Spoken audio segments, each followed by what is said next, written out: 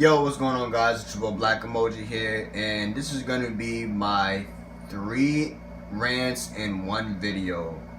Um, my first ever 3 rants in one video. Well, not really, because I made another one. This would be my second 3 rants in one video.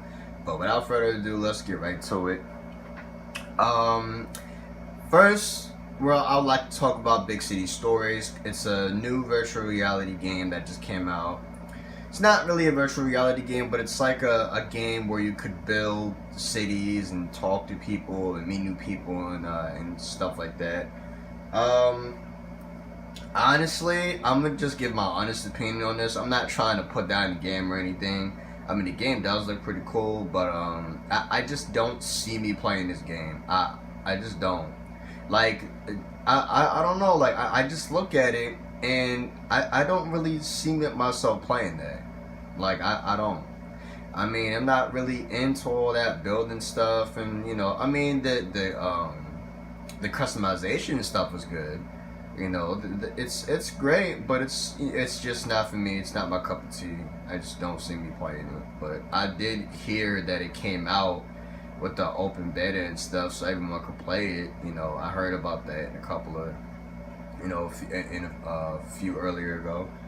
And, I thought to myself, I was watching videos of it on YouTube, and I'm just sitting here thinking to myself, alright, the game looks good and everything, but, I don't see it. I mean, I've played Four Kings Casino, and, I've played that for a little while, and then I just upped and dipped on that because I found out what happened about the whole, the IPs getting stolen and credit cards and all that stuff, and how the game needs to be fixed.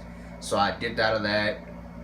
Now I'm just waiting on, I think, Nebula and Atom Universe. I'm waiting on those two. So, I don't have no problem waiting, but I just don't see me playing this game, No, I mean, there's no offense to Big City Stories, though. I just don't see myself playing it. I mean, I don't know. There's just something about it I just don't see. But yeah, let's go on to the next one. Alright, now I also want to talk about, this is going to be something to really talk about right here. Like, I want to talk about Goku Super Saiyan, God Super Saiyan versus Super Saiyan Rose Black Goku. Now, this fight right here is going to have a lot of us Dragon Ball Z fans entertained. It's going to have us something to watch. And I'm going to tell you why, though, because we already seen in the previews that Vegeta won Super Saiyan, God Super Saiyan. He tried to face off Goku Black. Goku Black was taking his blows as if he was trying to steal some of Vegeta's moves. Like how in the fight where Goku Black stole Goku's moves as Goku was fighting him Super Saiyan. He got snippets of his power. I think the same thing happened to where Vegeta was punching him and stuff, and I think he got some snippets of Vegeta's power. So I think that's how he became stronger than he did. And I guess Goku and Vegeta's power combined, gave him the Super Saiyan Rose, the power that he needs. You know what I mean? So something tells me that he's going to have both Goku's and Vegeta's power at once.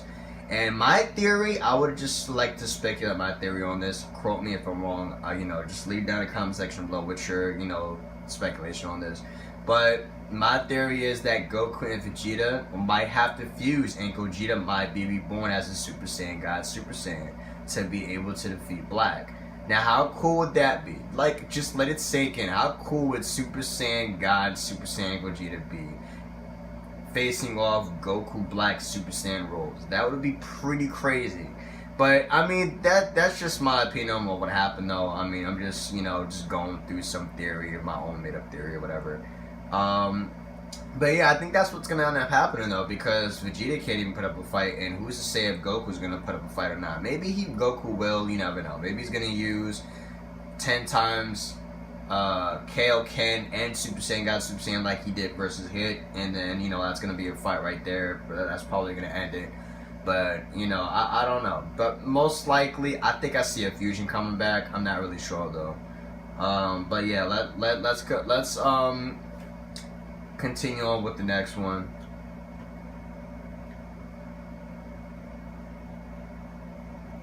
Alright, I want to talk about TNA Impact. Yes, Impact Wrestling. I have been watching it for a couple of weeks now, for almost a month and some change. And my thoughts on it, man, I don't know. Like, I just don't see TNA Impact going much further than what it is. I mean, I missed some action of it because I forgot the channel of it. You know, so I kind of missed what was going on somewhat for the most part. I wasn't really keeping up on it. You know, but from the looks of it, man, TNA Impact is not looking good. You know, they don't got the right stars that they need. They recently got Damian Sandow, Aaron Rex, I think they changed his name. Yeah, they recently got him. They got Moose, one of my favorite characters of all time that was in Ring of Honor. He's in TNA now. Who else is there? You know, just they're starting to bring in new wrestlers. You know, they're bringing some here and there, but I don't know. Like, TNA, the company cannot be saved. I mean, if you go back in the day and watch 2008 fights on TNA, and you know, just keep going down, and you know, you'll see all the good fights that were in there. You know, I can name a few superstars that were in there. You know, Amazing Red, Christopher Daniels, AJ Styles, Samoan Joe. You know, there's a couple of wrestlers in there that, you know, that were great back in that era, back in the day. You know, now you look at the era, you know, you got Mike Bennett, Bobby Lashley, Drew Galloway, EC3. You know, you got some superstars in there, but it's not the same as it was back then. You know what I mean? Like TNA, I don't know. I just really don't see TNA going that far. I mean, I'm surprised they're not out of business already, to be honest with you. I don't know. I mean, I watch it. I mean, every time it comes on, but you know, I just don't see a spark on like how I watch WWE. You know, I get excited. You know, I'm entertained, and you know, I'm always tuned into every little single thing, even if it's a commercial. You know what I mean? But yeah, when I watch TNA, it's like I get tired, I get antsy, I get boring easily. I want to walk around and do something else, and then come back and see what's going on next. You know, like, I don't do it on WWE. I only do it on TNA. So I don't know. I mean, I just don't see really TNA really picking up like that. Not unless they do something crazy, maybe change it back to the red. Maybe that's why. Because blue does give it a little boring color after a while. I mean, yeah. But that's just my thoughts on all that. But I'm gonna end this 3-in-1 rant video though. Let me know what y'all think in the comment section below, man, and just share your thoughts on which rant you want to talk about. Let's have a chat, let's have discussions, let's have all that other stuff, you know. But yeah, as always though, man, punch that subscribe button in the face, stalk my likes, y'all know what's up with that, and share this video with your friends. Share this video with your friends, man. But yeah, as always though, guys, it's your boy Black Emoji, signing out. Peace.